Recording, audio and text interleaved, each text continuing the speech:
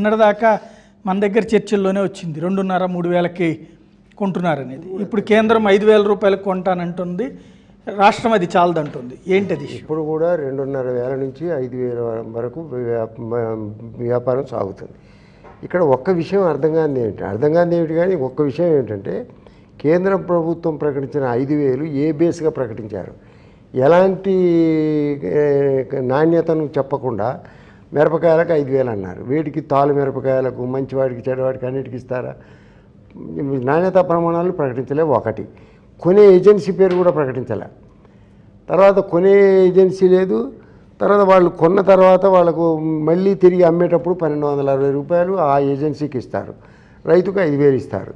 కాబట్టి ఈ 5,000కైతే ఈ 4,000 4,500 ఇక్కడే బయట అమ్ముకుంటారు.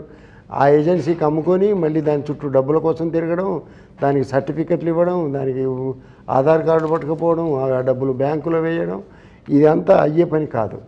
కేంద్రం వీళ్ళు ఊరికి అంటున్నారు కాబట్టి 7,000 వాళ్ళు ఒకటి ప్రకటించేశారు. అది కూడా ఎంత? 33,000 క్వింటాళ్ళు, 33,000 టన్నులు. ఈ 33,000 టన్నులు ఒక రోజులో వచ్చేస్తాయి మార్కెట్లోకి. అందువల్ల ఏంటంటే ఇది కేంద్రం ప్రకటించినటువంటిది ఏమాత్రం ఉపయోగపడదు, ఏ రైతులు కూడా అక్కడికి వెళ్ళరు. ఒకటి. రెండవది, భారతదేశంలోనే ఉన్నటువంటి మార్కెట్లలో 13,000 14,000 అమ్ముతూ ఉన్నది ఇప్పటికీ.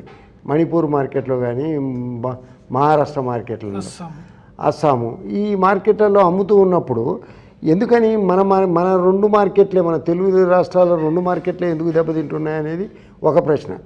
ఎందుకంటే భారతదేశంలో జరిగే మొత్తం ఉత్పత్తి, మిరప ఉత్పత్తిలో 58% ఉత్పత్తి ఈ రెండు రాష్ట్రాలలో జరిగింది. అందువల్ల ఏమిటంటే ఇక్కడ తక్కువ కొనుగోలు చేసి బయటకు అమ్ముకోవచ్చు అని చెప్పనేది వాళ్ళ ఉద్దేశం. ఇక అంతర్జాతీయ మార్కెట్ అంటున్నారు, అక్కడెక్కడో ధర ఉందా లేదా అని. ఇవాళ అమెరికా మార్కెట్లో ఈరోజు మార్కెట్ $400 ఒక క్వింటాల్. అంటే $400 అంటే 27,200 రూపాయలు. అందువల్ల అంతర్జాతీయ మార్కెట్లో రేటు ఉంది, పక్క రాష్ట్రాలలో రేటు ఉంది.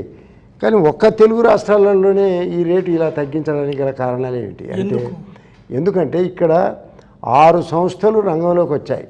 టాటా, బిర్లా, రిలయన్స్, అదానీ, ఐటీసీ, బేయర్. ఈ 6 సంస్థలు గత 6-7 మాసాల నుంచి ఎగుమతి దిగుమతుల వ్యాపారంతో పాటు, ఎగుమతులు అంటే వ్యవసాయ ఎగుమతి దిగుమతులతో పాటు వంట నూనెలు, పప్పులు దిగుమతి కూడా వాళ్ళ ద్వారానే జరుగుతుంది. ఇక్కడ నుంచి వ్యవసాయ ఉత్పత్తులు కూడా కొనుగోలు చేసి వాళ్ళ మాల్స్లలో, వాళ్ళ షాపులలో అమ్ముతూ ఉన్నారు. కాబట్టి వాళ్ళు రంగంలోకి వచ్చిన తర్వాత ఒక్క మిరప ధరే కాదు, ధాన్యం ధర పడిపోయింది, పసుపు ధర పడిపోయింది, తర్వాత ఈ